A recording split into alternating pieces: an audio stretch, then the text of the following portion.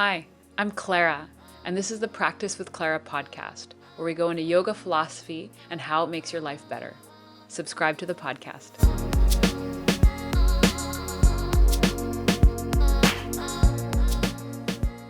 Hi, and welcome to the Practice with Clara podcast. I'm Clara, and I'm sitting with my co-host, Steph. And today we have a very special guest, Janet Stone, all the way from San Francisco. Yip, yip. And I just want to say that I met Janet, I think I met you for the first time in 2008 at Wanderlust in Lake Tahoe.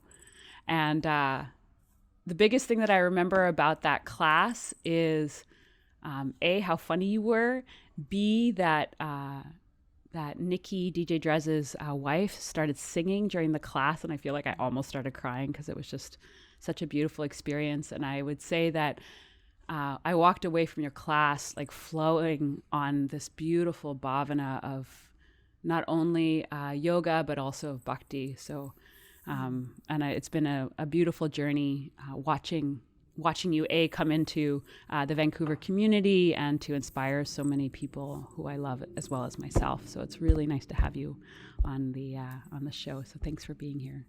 Yeah, it's a pleasure and an honor to be here, and watching sort of the crisscross of our journeys, of course, and the Wanderlust experience, right, that started so many years ago, of that collective of Bhakti, which is, of course, heart-centered yoga, right, and yoga of the heart, and intentional DJs and vocalists, and so it's been quite a journey.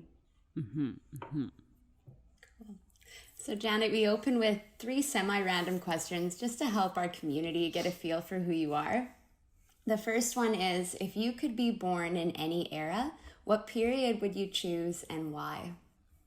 Oh, I would choose the now, actually, because it is ripe with just sort of the speed at which things are evolving and growing and shifting seem completely rapid fire. Mm-hmm. And every single moment we have a choice to go toward kind of the shadow space and the darker realms, which probably in any time was the space, but we actually can pull back and we have more of a context of where we are. So I'm just gonna go with now, even with all of its wild, horrendous, mind-blowing, like what the I still choose now. Oh, I like it. Great. Second question is, what are 3 things you never leave home without? And if you could name 3 tangible physical things, and then 3 things that are more abstract that you carry in your head or your heart. Yeah, well, compassion, empathy, and really just acts of kindness. And maybe somewhere in there, I try never to leave without my intention. It helps me on those other 3. As far as what I don't leave with, I don't know, I forget crap all the time, so I leave my house and forget stuff all the time. My kids, I try to bring them when they're willing to come with me, but sometimes they're not. So my kids, a snack. I'm weirdly always hungry, and definitely turmeric, ginger, warm water, because it's kind of like my little security blanket. Yes, and it's so yummy. It's so yummy, and I forget it all the time because I forget stuff. Okay, our last question is, what's your superpower? Well, I think it is sort of the compassion for the humanity and really seeing a larger view. I think I have this ability to go way out, as I spoke of at the beginning, and also really micro. So macro and micro, and I have a lens that can expand out and go right in, and I can be right there with you and see you as you are, who you are, where you are, and hold a context that's compassionate for that. I think that's my superpower. Wow. Yes. I felt like you were talking right to me. I was like, yes, you do see me. You do. Me too. Like we're making eye contact. Yeah, for sure. It's just straight. Looking at everyone. Straight in. I love it. Thank you so much for those answers. Kind kind of building on that of I'd love to hear how you came to teach, because you had a whole other career before you were teaching yoga. So how'd you get here? Yeah, you ready? It's not a short answer. And I don't think, yeah, exactly. I don't think anyone's really is if you look at all of the little moment to moment things that went in. You know, I was in the film industry and I was there for a dozen years and I was passionate about it. I worked with a company that did Seinfeld. I worked with Larry David, who created it, and a lot of other amazing people, and loved it. I mean, I was never trying to get out of it. And yet my grandfather and 3 generations prior had been born and raised in India. And whatever he brought back to my California childhood was enough to plant a seed for sure. You know, Thanksgivings were curry and naan, and, you know, and it just, and the stories and something about it. And I kind of hit that moment that you hit, you know, Saturn returns, maybe vibes. And yeah, I took a hiatus, as they call it in the film industry, and went traveling. And one of the places that I steeped in was both India and Nepal, quite honestly. And both of those just were ripe with teachers. Sure, the Shivananda lineage, but really more just the experience there and the teachings and teachers that showed up, and that history that was in me that I didn't really know until then. Yeah, and I think that just sort of kept permeating all of me. And then I had been meditating. I'd found a teacher. He was actually from India from when I was 17, Prem Rawat. And so I'd been sitting, but this is a whole new level that kind of opened up to me, and asana kind of came along my path, and it was really self-practice. It was just sort of funny and fun and great, and it could go with me everywhere I went. And I went back to the film industry, but it was really just this one moment where someone asked me to step in for them to teach, and I was transitioning for life reasons from LA to San Francisco, and I taught, and every single person in there asked me after when, where, how, more, and I just went, okay, well, you know, next week, sure. And then it just was this, like, I felt like it kept just pulling me toward it. Yeah. And till one day I was at a dinner party and I found myself, I wasn't saying I was in the film industry. I was saying, yeah, I'm offering yoga. Okay. Yeah. And then where do you feel like, so it sounds like, and so many people, it's like such an organic kind of transition to come into it. Then I feel like a lot of people would want to know, like, when did you decide to start traveling? Because before this year, you travel quite a bit and share yoga and take people to beautiful places. And so how did that transition happen for you? Almost immediately, Clara, honestly. It just, yeah, I know. It's so interesting. I mean, I had my little babies, my little girls, and eventually, you know, pretty young that I was on my own with them. It was just the 3 of us, and one on my front, one on my back, and the world was just always like, come here. And as much as I developed a home Sangha, a home community. Yes. Which is actually pretty rare in this, to be both traveling globally and really hold the root of one place. And the root of one place was really all of the nutrients I got, right? So we show up rain, shine, happy, sad, divorce, marriage, birth, death. We show up. It doesn't matter. And every single practice, it's not like, ta-da, and then we all disappear, right? Sometimes traveling, it's these big experiences. And then it's like, everyone's spread. Scattered. You know, scattered. And this is like, no, we still, you know, boredom, excitement, newness, oldness, we show up. And so I kept that home Sangha. But yeah, with the girls and I, it just felt like the world was constantly like, come here. And, you know, and I tried to keep a steady home. We lived in Indonesia for a while, but mostly it's just been an open invitation. Beautiful.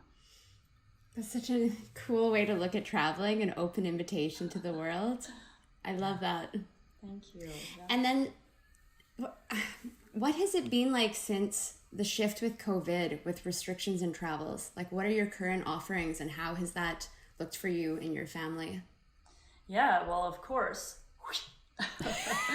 I mean, the Totally. level of, oh, I was supposed to be in Japan, I was supposed to be in Beijing, I was supposed to be here, I was supposed to be there. It's like, that just had to drop pretty early on, you know, it just had to be like, but I'm supposed to be here because I am here. And, you know, I mean, it sounds all high and above it all, but, you know, of course I've had feeling moments. I've had a lot of grief and a lot of letting go. The studio I was at for 20 years closed. Yes. You know, and it's just like, all these practices had to come to fruition. One of the things, though, that I can say is coming from the film industry, I started making, yes, DVDs. I'm going to say it. That's how long I've been doing this. We used to sell you DVDs. You did? At Supper Viva, yeah.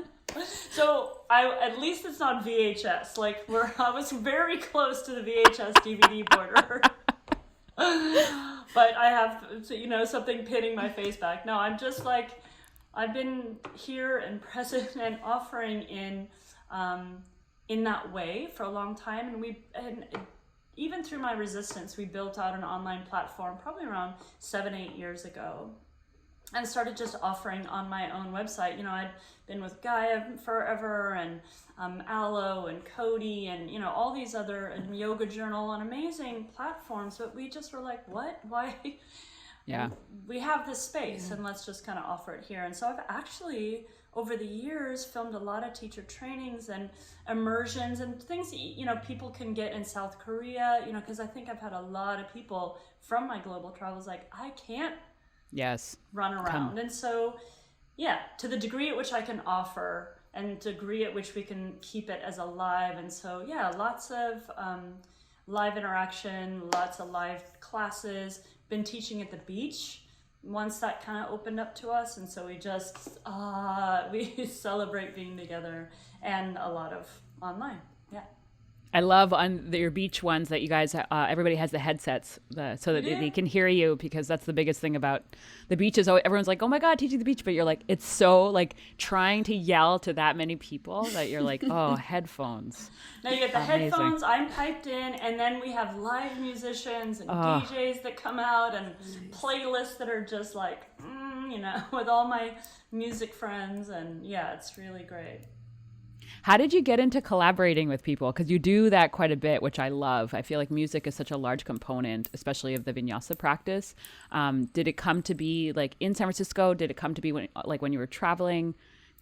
Because all of us are quite nomadic, you know? So. Oh, for sure. Well, it actually started in LA, where I was from, you know, it was where I was. And it started, again, off the bat, from the get-go. Having talented friends, being passionate, both about, you know, being in the world, travel, about music, about artistry, about photography and filmography. It's like all sort of, I just took what was alive in me and let it emanate. It's like, no, you shouldn't have music. Yes, it's pop music. It's this, and it's just like, no, what is here is going to be shared fully, no stop, all the way. So collaborations, I'm always looking to, and in the film industry, I learned this. It's like a lot of people are trying to get theirs. Yes. Get up and get above. And I was always just like, come on, let's make this together. So I feel like we've built a mountain, like with the DJ Drezzes, and MC Yogi was at my DVD release party with like 25 people 15 years ago. I don't even know, a long time ago. And you know, he's a boy and I'm so young with little babies, and it's like, hey. So we just all have grown up together, and Michael Fronte and I doing, you know, these retreats, just like 25 random people, and he's in my class playing, you know, it's Michael Fronte, you know, it's like, it's amazing. And so that, to me, I love silent practice, I love music practice, I just you'll take it all. Yeah. So Janet, tell us a little bit about your practice of mantra, because that is one of the key things that I always hear about you from people who have gone to your classes or workshops, is the mantra and the musical component. What are you talking about? Right in front of me, I have my harmonium. Yeah, you know, honestly, I think being around it when I was younger, hearing the chants when I was younger, I think being in India and hearing in the temples the Brahminical mantras, which is all metered and all, and you know, even up in Nepal, like in the Buddhist spaces, and whatever that resonance was that woke something up in me, I was like, oh, I'm not going to figure out up here. I'm not going to figure out enlightenment, staying awake, you know, being present up here. I'm just not. I cannot figure it. Yes. And what happened was that it's like that resonance, whatever the mantra is, whatever that sound is, whatever that reverberation is, that vibration is, that is where it all makes sense. The mind drops down into the heart gets bigger. Yes. And it's not about me. And then to have a moment, even a split second, yes, where it's not about me or about you, we're not telling our story, we're not performing. I don't perform. I don't even sing. I chant. And it's a big difference. Yeah. What would you say is the biggest difference between singing and chanting? Because I agree, this is something I talk quite a bit about as well. Singing is performative. Okay. And there's zero performance in Bhakti. Yeah. There's zero performance. Bhakti is participation. Yeah. And it's just so in some of the traditions, we were like, overcome this, overcome that, you know, train that, contain that. Yeah. Bhakti is like, my jealousy, my fears, my anxieties, my depression, you know, whatever the things are, all the things, bring it, use it. There's this amazing story, and it's basically the demons, the gods, they're trying to get Lakshmi, which is this sense of grace, this sense of appreciation, love, and beauty to return, right? We've ignored her, so she disappeared. Now they're like, that's right, we want grace. We want to see. And during COVID, this is an amazing story because, oh my God, we just didn't appreciate ways in which we could hold each other and be together. Yes. And we don't even appreciate this time, right? We're trying to get to the next time and when it's back. And it's like, oh my gosh, no. See the Shri, the Lakshmi in this. See the beauty in this, the grace in this moment. And so anyway, they're there and they're trying to churn her up. But when they're churning, just like yoga, it's not all the beauty that Lakshmi does just pop up. What comes up is the hala hala, which is the most noxious poison, right? That comes to the surface. And so if you've really practiced yoga, you know that you're going to hit that moment when you're like, I don't like this. Like all the crap is coming to this. Like, no, I want the bliss state. Where's that? That's what I'm buying, but that's not practice at all. Yeah. It's all of it. So it's coming up to the surface. And Shiva, the god of creation, destruction, this aspect of self that is willing to lean over, slurp up that noxious poison. He holds it in his throat and he transmutes it through mantra into his greatest power. And so whatever's coming up during this COVID time, whatever's coming up in your life, whatever when you're sort of willing to show up and churn and not just choose going to sleep, Netflix, sleeping, vices, all this stuff, it's uncomfortable, but that's where I put the mantra. It's like right there, all the stuff, and and then we do it together. My one voice mixed with all the voices, like everybody just drops their story, even for a second. Yeah. I feel like I needed to hear that myth right now. I've set a new discipline where I'm going to write for 3 or 4 hours every day and like finally finish one of the books I've started writing. And I was just saying to my sister the other night, like how mad and frustrated and like, it's very hard sitting down and committing to doing something, even though I know like what's going to come at the end of the line, but the actual practice of doing it. And it is like the yoga practice, but I'd forgotten that until you reminded me, because I'm not in my community practicing. Like I'm doing my own thing at home and kind of dabbling and focus on other pieces. So thank you for sharing that. I feel like right now with where everything is in my life, I really needed to hear the hala hala and to just push through, keep going. Yeah, slurp it up and use it for your power and for your strength actually in that direction. And I'm trying to write a book as well. It's the same. I sit there and it's like, well, I appreciate this distraction, by the way, because it's like I have to do something else. But yeah. For right now, I'll wash my dishes and do my laundry instead. Exactly. And clean the floorboards and get the toothbrush out on the floor spot, and right? Yeah. Yeah. It is such a time where everybody, like, the gift of this time is the hala, and the fact that I feel like everybody I've spoken to in the last couple months, so much that they thought they had worked through is arising, myself included, where you're like, oh, I thought I worked on that. And then you're like, cool, now that I've got nowhere to go, here it is again. And so, so if we have the tools, it's such a beautiful opportunity to create it into fertile ground, right? Into a way of sowing our own internal, field is the way that I've been thinking about it.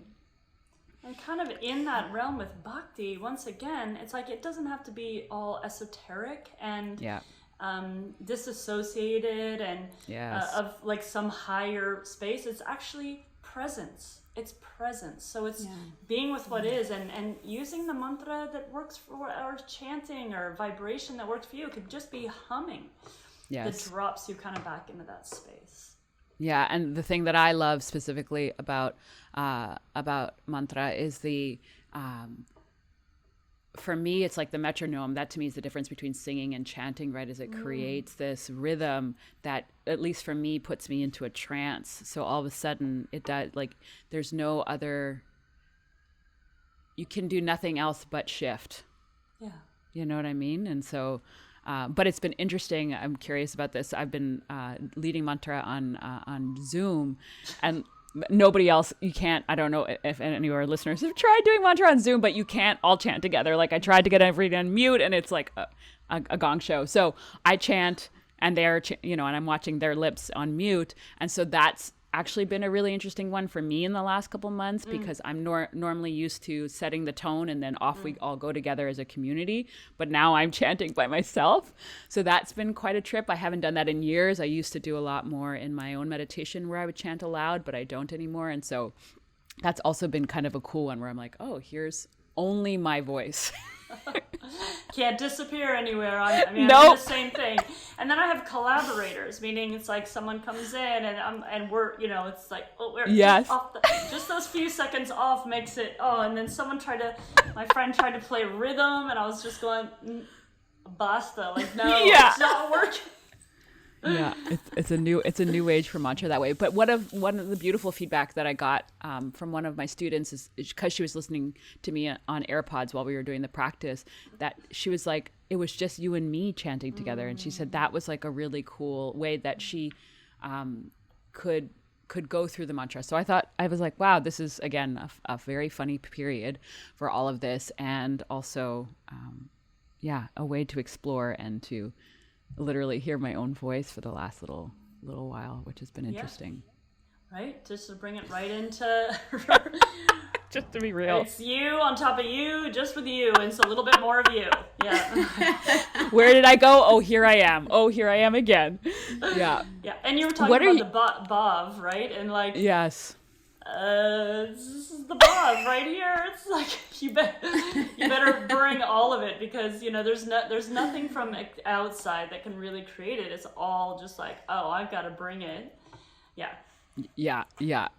Out of curiosity, in this time period, is there, with the shift of, has your practice or are you geeking out about anything that you're kind of surprised that you are or into right now because of the time? Oh yeah, I'm so geeking out on slow flow and nourish. I'm like, what? I mean, we're more still in some ways. Of course, I'm out in the world hiking mounds and stuff and just being out like that. But the level, I think, of drama and stress externally, even though I'm still, right? We're fairly still. We're here. Yes. I'm not traveling the world. I'm not a flying to Dubai today. It's like I'm here. But the amount of time, like you can see, it's set up back there. it's set up. So I'm super geeking on that. And, I also offered Anatomy of Emotion recently, and this course where we really just kind of dive into where we hold these places. And why not, while we're sitting here, why not go into those places that we, like you said, it just is going to come to the surface. And when we're still, we forget that we stored certain things in places in our body. And 100%. Yeah, I would say the same thing. Somebody actually made a comment. I feel like all my practices lately have been so much slower and so much more still, because it just feels like the right thing to do. I can't move quickly right now. It's just not. It's not feeding me. Yeah, there's the level of distraction. Sometimes we can get through asana even, and it's beautiful, and I love the rhythm movement. I love, going into the deep places, but slow and just feel all the feels. Yeah. That's where it's at. It is where it's at. Go ahead. Oh, sorry, go ahead. No, go ahead, Steph. No, you go ahead. We wanted to ask you how your practice and what you offer aligns with being a mother, and how your daughters have influenced your practice and your offering, and how that has gone for, how old are your kids? Oh, they're teenagers. My gosh. Oh yeah. They're 14 and 17. Whoa! Wow. Almost, whoa. I didn't get that Wonderlust. They were just, I had a 1.5-year-old and like a 4-year-old or something. So that's what happens, Clara, just so you know. That's what happens. One's driving, going out on dates all the time and hanging out with the other ones. Yeah, about to graduate from high school. So amazing. So how every way, I mean, honestly, Stephanie, every single way parenting has informed, and vice versa. Yoga has informed parenting. So it is 100% a two-way street. And not to be cliched, but I mean, they are the biggest teachers, because anything, like you said, that you think you've evolved from or, grown out of, it's like, oh, no, you haven't, Just kidding. Yeah, just kidding. Try this. And, they've been through everything with me. They know me. I am my full self within and around them. I don't perform anything for them. I don't even really perform mother for them. I just perform a guide and a space holder. So yeah, I mean, they've definitely dabbled in yoga. They've played in it. They've been through all the trainings. They know that, my younger one knows a Hanuman Chalisa, though she would not tell anyone she does. The Maha Mrityunjaya, she's got that down. And, they could teach a yoga class with their eyes closed, but do they know? Because I made the commitment to not push them toward anything, right? Yes. And so let them find their way. If they ever circle back to it, beautiful. If they think it's just a bunch of woo-woo craziness, then fine too. So be it, yeah. So it's in them. I think they'll be the living embodiment and expression of the yoga that they learned, which is about truly living. It's not sequestered in some small space. I don't know. Did that answer your question? I don't even know if that answered your question. Oh, yes. That was no, perfect. That was perfect. Yeah, I feel like in the short months that I've been a mama, a lot of stuff that I was like, oh, I thought I'd worked on that. I was like, screaming baby, just brought it all up again. I'm like, actually, just kidding. Then I have to go journal about this in a little while. Yeah, exactly. Well, if they'll let you, because good luck journaling. It's like scribbles and they're, Yeah, you're right. I've just been thinking about it. Yeah, exactly. It's a good idea, right? It's a good concept, but what's actually going to happen, who knows? But yeah, so it's a full life teacher for sure. It is the guru right there.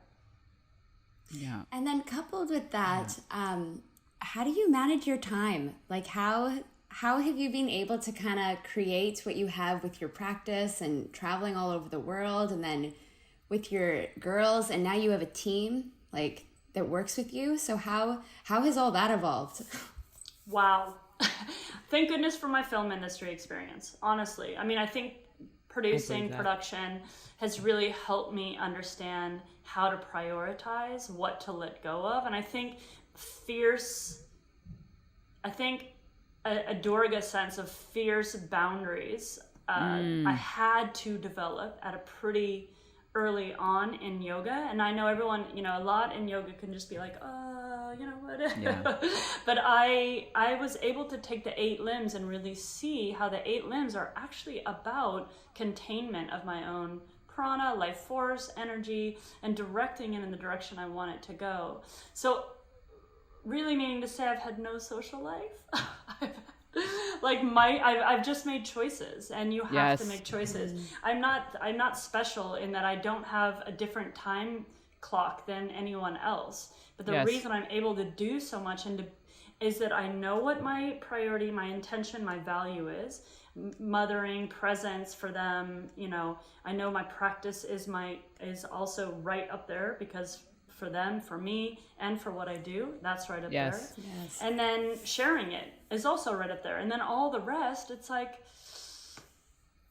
that's meant that it's been, you're not seeing me out at the birthday parties that much, you know? I mean, I love you, and I just choose to contain it. And yes, that's all me, but I also, from the get-go, have had amazing people, like Hanuman people who come and want to lift this up and want to bring their PhDs and their hearts and their practice and their love to this. Yes. Like, I don't know how you guys met or whatever that is, but, you know, so much of me feels like I'm on the Hanuman mountain, you know, just being carried in many ways constantly. Like, every turn I take, I'm like, what? More love and support. People bring in their genius, and I give it. I'm like, take it. Yes. You own it too. It's as much you as me. Give it what your specialty is. Does that?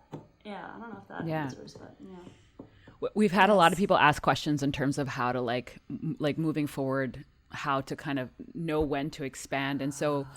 Yeah. So my question, so just to kind of give a little bit more context for people, did those people come to you and say, I love what you're doing, and like, this is what I can offer? Or did you kind of like maybe put it out there? Like, how did, you know? It honestly, it was people coming to me, you know, Cool. and it's similar to, I mean, it can go the reverse too. I think you can call it in. I think you can ask it out. I think you can look for that support. Just for me, it happened to be like both yoga and also the people coming and wanting to support it arrived what felt like at my doorstep. So that would include people watching my children while I'm teaching a teacher training. That includes like, not the glorious like, oh, I'm an assistant to something. It's just like, oh no, she needs to go poop now. Like, so here's the little yellow portable poop toilet, and and I'm trying to teach on. Yeah, thanks for helping. And I'm teaching on the niyamas, and I'm like, so I don't know. You know, it's really about becoming clear once again, I think. And if we're sort of talking to people who are going, do I expand? Do I not expand? And really where my intention was that I would be able to just be as much as possible in the teachings and in the practice, both a student and offering out. So the rest of the stuff, what can I set down? And then it felt like always some hands were there like, oh, okay. I've got this. I've got this one. And, you know, it's been amazing. And right now my team is mind-boggling. Yeah. Daily on my knees in gratitude. Daily. And I feel like they're not all in San Francisco either. Like, I feel like you have a couple of people who are remote. Yeah, for sure. I mean, Lihi's global. She is also of the world, and so always traveled around with me. But even now, you know, she's just home free. She's free of a home. And so she finds her way around. And Connie is right here next to me, physically, spiritually, agenda setting wise, and and then Chris is in New Orleans, and so it's good. So it's just to put it out to our listeners, like, people don't have to necessarily be right with you. They can be like, that's the gift of the internet, first of all, and that you can have support kind of all over. And I feel like that's a misconception that sometimes people have. So I just wanted to put it out there. I have a friend for sure. I mean, I know people who have VAs, you know, and who even knows where their virtual assistants are, you know, and if they're good, then they're good. And they just, you know, take the little things off your plate that drain you of what it is that you actually want to do. If you can, you know? Yes. I mean, if you can. But honestly, you probably can, is how I feel about it. You know, you kind of crunch the numbers, you're looking at this and that, but if you think the value, the value of your moments is really the value of your work. You know? Yeah, exactly. And where you want to prioritize, you said that so beautifully, like what are my priorities? And then I'm going to work on that. And then how can people support me so that I can, make and create the magic. Mm-hmm. Yeah. Thank you. I love what you said about choice, like the choosing of what you need to do and where you want to prioritize. And you reminded me of a teacher in a writing workshop I took a while ago said, the burden of every writer is choosing what to put on the page, like what's intentional and what's not intentional. And that comment makes sense, but I kind of walked away going like, isn't that the art of yoga? Like bringing our awareness to, like, that's in every day. It's not the burden of every writer. It's every human being. Like that is what we're being faced with. Yeah. So, and I think that like any artist or entrepreneur, those choices, like that's the defining factor, right? Is like what you're choosing to put your attention on, because that's going to flourish and then everything else falls wayside. So then finding people that complement and supplement and exactly what you're saying are there to help, and just also letting go of the stuff that you just don't have time for. That's the control part, right? Where it's a surrender part. That I find for me has been the hardest part, is the control, because I did so much of everything by myself for like 14 or 15 years that finally when people are like, hey, can I help you? I'm like, can I let go of that? Yeah. But it has been I will say being pregnant and motherhood has forced me to do it, because I'm like, Mom, I ain't got no time. So I was like, yes, please help me. For sure. I mean, really mothering to me also is just like, no, you're not going to do it all. And, and the things that you think have to be my way, just kind of go. You're just like, as long as it's a way. Like, yeah, as long as it's done, then great. Because, the priority is just somewhere else. Like, I only have really, realistically, about 2 or 3 hours a day that I can do other things besides being a mama right now. So I'm like, okay, cool. Steph, how can you help me, girl? Yeah, because I remember nursing, like, and they were sleeping, and it's the bigger one is asleep, and it's 11 something at night, and you're trying to make a flyer, with one hand. Oh my God. Like, oh, but then this arm's falling asleep, and that's important. I feel like that is important. It's amazing to go through that, to know what it takes to actually just let people know what's up, where you're at. It's a lot goes into it. It's if we could only, and if it was ashram style, if it was just like all the things were taken care of, and then we would do that, and we could just purely focus on that. But it is obviously we're living in modern times where householders in a sense, and we're choosing to be in the world and share yoga to the best of our ability within the framework. And so, support. And that also helps other people. People love to be a part of, you know, so. Yes.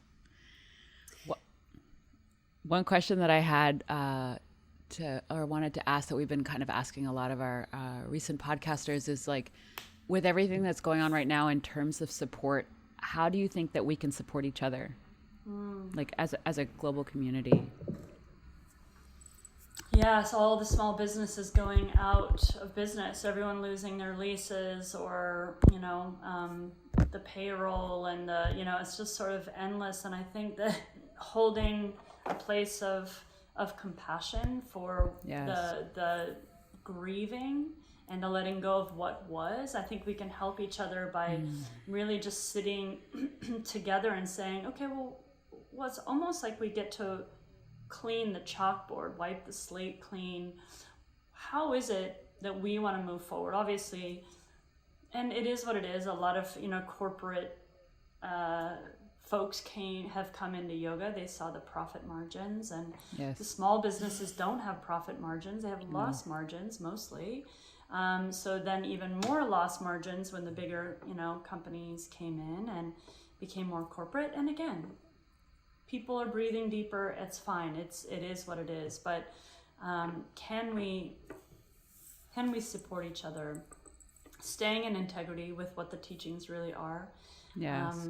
And that means, again, we're trying to kind of give people designer yoga. And I think that for me anyway, staying to the heart, staying to the root of the teachings, and giving that to other people. I mean, I'm giving endless scholarships and endless sliding scale and whatever you can, and just to hold the space. Whether you're a teacher, whether you have 500 hours or 1,000,000 hours, you can still come and still be in studentship and still arrive, and like you want someone else to hold it for you. So I don't know. I mean, I'm sure there are a lot of other specific ways, but I think just that's more of a whole view of how I think we can hold each other. What do we want to create? How do we want this to go? Yeah. What are some of the offerings you have right now, Janet, online that speaks to what you just said? Well, I am. I mean, I because of Yoga Alliance and what the concessions that they've made, we do have a full 300-hour and 200-hour that we're starting in 2021. Yes, I want to be live. I want to see and look into your eyes. We have a lot of live sessions. We have a lot of social activists, environmental activists, like a lot of specialty people from India, pujaris, Brahminical priests. We all just kind of meet up as best we can. So I think that's like an 11-month program. That's pretty full on, and it's really in depth, and it's really potent. And the other thing is more of just like I have a 40-day sadhana, or 40-day practice coming up, meaning we all go together. We start, we commit, and we just pour our attention once a day for 40 days, which is, it's a powerful practice to be kind of held to show up, because we've noted maybe, and a lot of us have gone like this during this time. It's like, I'm motivated, I'm practicing 2 hours a day, and then it's just like you wake up and you're going, I don't want it. Have I even brushed my teeth? Have I brushed my teeth? I'm just gonna eat an old pancake that's sitting on the counter. It's Yes, I know. Oh my God. You laugh because you've done it, but I'm like, I feel you right now.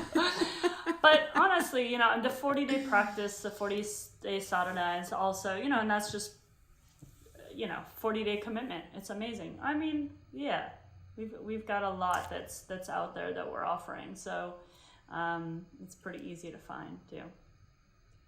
And for students who haven't practiced with you, Janet, like what would you say is included in like an hour, like in one session of the 40-day sadhana? Like give us an idea of what that would look like. It's really about ritualizing, right? It's about making your life, making a little moment in your day a ritual. So again, where we go right for the phone, that becomes our ritual, right towards stress, right toward jacking up our adrenals with coffee, with caffeine. We go right toward everybody else's needs and the computer's needs, and it's so in 1 hour, we have you maybe dry brushing and abhyanga and tongue scraping and like cleaning the portals of how you're going to perceive the world, splashing cold water on your face, whatever. It's this, these Ayurvedic practices that go into like a ritualized Surya Namaskar, right? Where every Surya Namaskar, every sun salutation, you put your whole body down, moving through all the joints. So it's actually not complex. It's not fancy. It's like, just show up for yourself day in, day out. Just show up for yourself. And because we're going to kind of link arms and see each other in the boxes, even if we're doing it on our own, we have these meetups, where then it's kind of like, oh, right, we're in this together. Yes. And how are you struggling with it? My kid keeps waking up. I keep trying to wake up earlier, but he keeps waking up earlier. Whatever the struggles are, or that social media struggle. And you guys, everyone's seen, or a lot of people have heard social dilemma. We're living it, the social media dilemma. And it's really that what kind of goes back to what we were talking about earlier is that we talk about the value of knowing where we're headed and going in that direction. But every force outside of us right now is vying to pull us and working really diligently to pull us off because they want our attention, right? It's the economy of attention. Yes. And the yogis always knew this. Yeah. And yet it's so heightened and so, the nuance and the diligence at which we are now confronted with constant pulling us away from our attention and intention. Like so the level of fortitude it must take to even show up for yourself for an hour. Yeah. Is so much more challenging than it has ever been. And so any way I can support that, I guess that's my response to that. Great answer. That was all the way to social media and back again. The social dilemma. Oh. Everyone should watch that. Yeah, it's a great documentary. Yeah. I agree. Thank you, Janet. It's been such a joy. Yeah, for sure. And I'm grateful that you're out there sharing the yoga and also accessibility to these practices, and just the conversations around how to live in this time, and at least just weave some of these practices throughout. Yes. So thank you both. You've just been a joy to speak to. Thank you, Janet. And we'll have all of Janet's info on our write-up, so you'll be able to find her. JanetStone.com also is nice and easy. JanetStoneYoga.com, because, You're right. I was why like... not? I don't know who JanetStone.com is, but I think she's like a realtor in Florida or something. Yeah, you're right. Oh my God. JanetStoneYoga.com. So thank you so much for taking the time and sharing your insight, and hope to see you and hug you and at some point in the future, my friend. Yeah. Om Shanti, Shanti, Shanti, like peace in all the ways. Yeah. Hariom. Thank you for joining us today on the podcast. Today's podcast was brought to you by the Practice with Clara app. That's mine. I've created almost 100 yoga classes for you to do at home or on the go, and they're available to you on your favorite device, including mobile, desktop, and TV. These classes include Vinyasa, Slow Flow, Hatha, Restorative, Yin, Mantra, Meditation. I also just had a baby, so I created prenatal yoga for all 4 trimesters. So head over to clararobertsoss.com/join to learn more. Or search for the Practice with Clara app at your favorite app store. There's a 7-day free trial, so no commitment. And make sure to subscribe to the podcast. We've got lots of good stuff in store for you. Until next time, namaste.